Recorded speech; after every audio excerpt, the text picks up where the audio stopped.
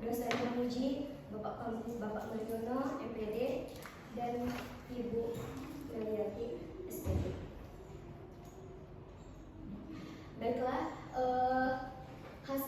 izin saya ingin mempresentasikan yang pertama itu tentang identitas diri. Identitas diri saya untuk misi pribadi pendidikan di Indonesia adalah pendidikan yang berpusat pada peserta didik, kemudian pendidikan yang berkarakter implementasi dari profil pelajar Pancasila, kemudian pendidikan yang berbasis kreativitas dan inovasi. Kemudian misi pribadi sebagai calon guru adalah inklusi dan kesetaraan, yaitu tidak melihat latar belakang peserta didik. Kemudian saya akan menjadi calon guru yang melakukan pembelajaran secara kolaboratif, pembelajaran diferensiasi, terus melakukan teknologi dalam pendidikan, dan berhubungan baik dengan orang tua dan masyarakat. Kemudian hal yang dilakukan untuk mencapai misi saya adalah: 1. Saya akan menerapkan pendidikan peserta didik sesuai kodrat alam dan zaman. Kemudian saya akan menerapkan pembelajaran yang berpusat pada siswa, kolaboratif, dan karakter dengan membangun kemitraan dengan orang tua dan masyarakat, serta saya akan selalu mengembangkan keterampilan dan profesional yang berkelanjutan. Kemudian refleksi pembelajaran bermakna saya pilih 2 mata kuliah dari semua mata kuliah yang sudah ditempuh dalam PPG ini. Yang pertama adalah prinsip pengajaran asesmen 2 dan praktek pengalaman lapangan PPL 2. Alasan saya mengambil refleksi pembelajaran yang pertama adalah prinsip pengajaran asesmen 2 ini. Menurut saya dapat memahami sebelum melaksanakan pembelajaran di kelas harus mengetahui karakter peserta didik melalui tes Gini. Kemudian saya akan menyusun perangkat berdasarkan tes yang sudah saya lakukan dan menerapkan pendekatan TRL, dan dapat menyusun berbagai asesmen, yaitu asesmen formatif, sumatif. Kemudian topik yang saya ambil itu topik 2, pendekatan TRL. Adapun ini artefak pendukungnya Bapak Ibu. Kemudian alasan saya mengambil praktek pengalaman lapangan 2, saya dapat mengidentifikasi, mengimplementasikan ilmu yang sudah saya dapatkan dari semua mata kuliah yang sudah saya dapatkan, diimplementasikan dalam PPL 2 ini. Saya bisa menyusun modul ajar dan asesmen, saya mengembangkan dalam pembelajaran paradigma baru dan menggunakan pendekatan TRL.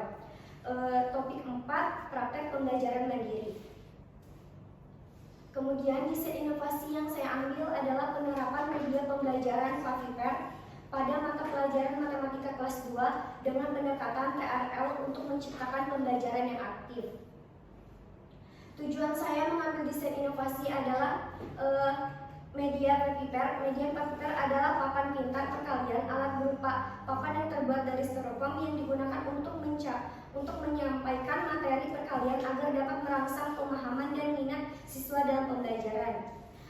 Karena setelah saya observasi pada saat PPL itu, guru kelas belum pernah melakukan media pembelajaran. Saya mencoba melakukan desain inovasi ini untuk merangsang pemahaman mereka tentang materi perkalian dan keaktifan peserta didik.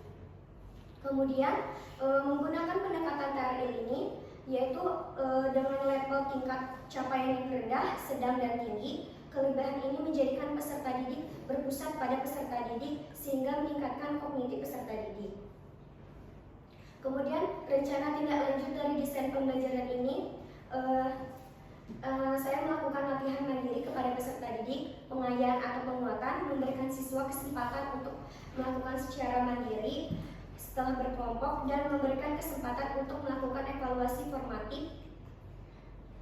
Selanjutnya, refleksi dari pengalaman belajar selama PPG yang sudah saya tempuh. Menurut saya, pendidikan di Indonesia harusnya memperkuat lagi pelatihan dan pendukungan untuk para guru dalam mengimplementasikan metode pembelajaran inovatif dan menghadapi tantangan di kelas. Kemudian menjaga etika profesional saya, kemudian mengikuti perkembangan terbaru dalam dunia pendidikan, kemudian meningkatkan keterampilan pengetahuan saya melalui pelatihan, dan tetap terbuka dalam inovasi dan metode pengajaran yang baru. Kemudian rencana tidak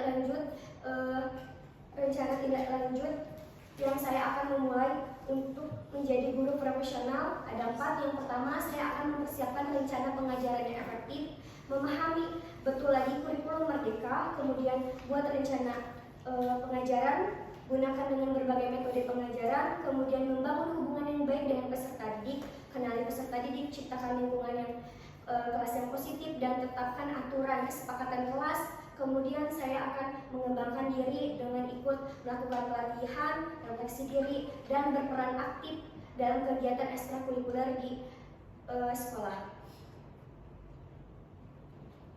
Baik Bapak Ibu, itulah hasil dari presentasi seminar PPG saya. Saya akhiri. Wassalamualaikum warahmatullahi wabarakatuh. Waalaikumsalam.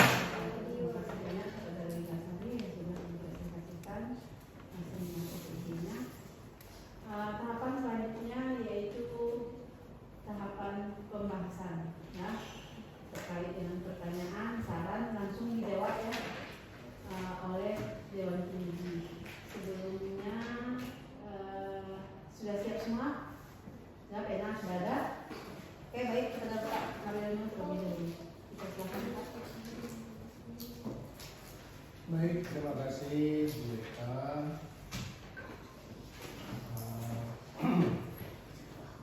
Masih banyak hebat-hebat. Saya jadi bingung mau nanya apa. Ke platform Merdeka Mengajar itu banyak sekali aktivitas, pelatihan-pelatihan mandiri juga banyak. Tetapi ada yang mengeluh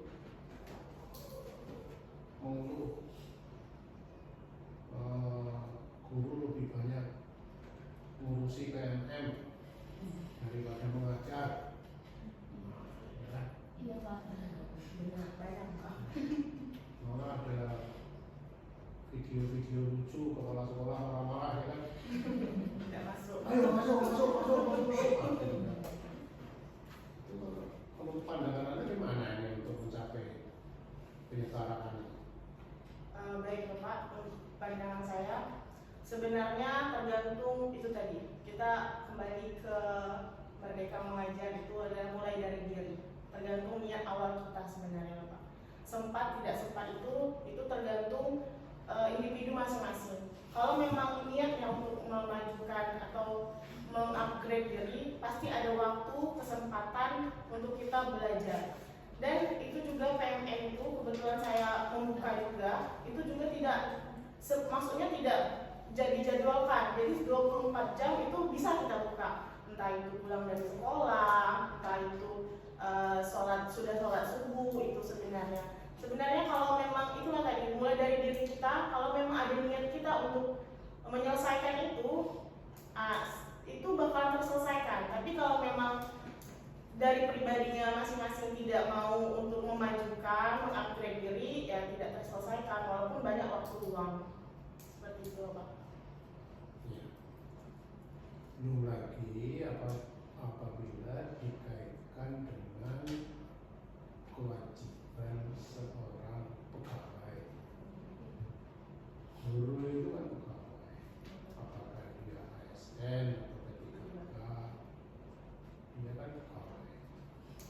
Nah, sebagai seorang pegawai, dia punya kewajiban untuk bekerja selama 37 jam dalam satu pekan.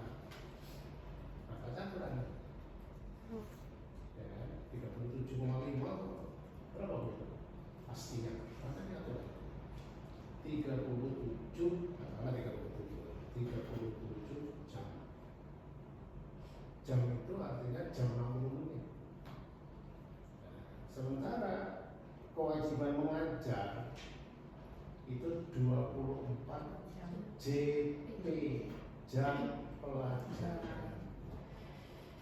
Jam pelajaran di SD itu 35 menit. Nah, 24 kali 35 menit itu kan hanya ya, sekitar 15 jam. Ya, nah, 15 jam. Jadi 37 dikurang 15 itu masih ada berapa jam? 15 Masih ada 15-17 jam di luar jam mengajar. Nah, 17 jam itulah yang digunakan untuk memperbaiki diri, meningkatkan diri, ya, pengembangan profesi, ya, supaya mencapai cita-cita setara kita. Nah, ini di blow up orang itu kan, guru banyak administrasi, guru ini.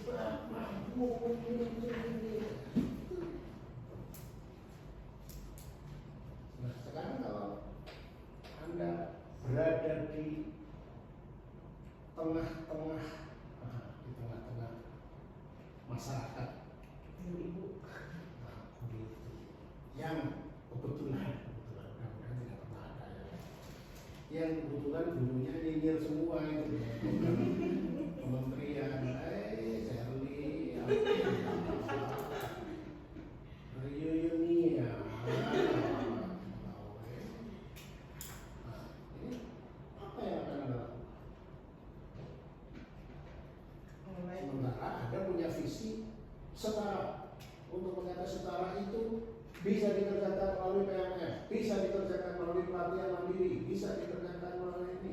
Dari sini ke pegawaian ngajar itu 24 jam, 15 jam, 60 menit. Masih ada waktu 17 jam yang bisa dipakai untuk pengembangan diri supaya bisa mencapai visi setara itu. Nah, apa yang akan Anda lakukan? Sementara dia Allah tuh sama kanan kiri. Baik Bapak, pengalaman saya kebetulan setiap guru itu sudah memiliki alat belajar ID-nya masing-masing. Jadi setiap guru itu harus mengaktifkan akun PMM dia, dan itu biasanya setiap kita mau buka itu dari kabupaten masing-masing itu bisa melihat berapa persen waktu pembukaan dan pengerjaan dari sekolah tersebut. Jadi tidak hanya saya saja yang membuat penyertaan itu, jadi dari kementerian maupun dari pihak sekolah itu sudah mencoba untuk membuat penyertaan itu, walaupun tidak setara, setidaknya bisa mengimbangi dari sekolah-sekolah yang luar. Dari sepengetahuan saya juga Bapak, itu kalau yang guru yang sudah bersertifikasi itu sebelum tunjangan ininya, tapi tidak tahu ya kalau dari sini tunjangan ininya cair, itu sudah menyelesaikan topik dari pelatihan mandiri itu, Ibu. Enggak tadi Dari pemerintahnya kalian supaya guru lebih aktif. Karena Bapak Ibu, sepengetahuan saya juga itu setiap per semester itu bakalan ada itu teguran dari kabupaten masing-masing untuk sekolah yang memang stuck PMM-nya Pak. Jadi itu ada kayak kurva gitu. Nah misalnya SD berapa itu dari 15 guru yang di dalam itu, misalnya yang mengerjakan soalnya cuma ada 3 guru. Nah itu biasanya dari pihak kabupaten itu menegur kepala sekolahnya. Nah jadi bukan hanya saya saja yang membuat penyetaraannya, tapi dari atas sudah melakukan yang terbaik. Nah, saya tanya sikap di tengah lingkungannya kayak gitu tadi. Kalau sikap saya, kamu sibuk ya kan, saya mau jadi guru seperti yang diinginkan kementerian. Toh waktunya sudah ada. Saya ngajar 24 JP. Yang 17 jam mau saya pakai untuk mengulangi supaya saya dapat ini. Tapi kanan kiri, Sherly, pegawai tidak ada naik gaji ya. Apa yang saya lakukan? tetap dengan pendirian saya biar lama. Kalau saya tetap mengerjakan itu. Mudah-mudahan tidak terkontaminasi ya. Semoga Pak. Amin. Belum lagi ada tugas juga di sekolah yang saya perhatikan kasihan kepala sekolah yang namanya rapor pendidikan.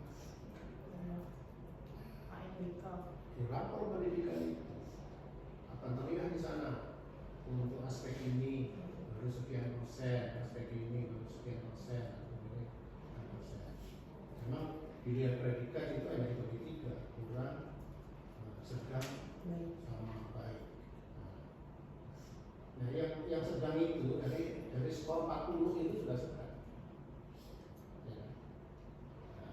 Nah ini kepala sekolah itu kebingungan bagaimana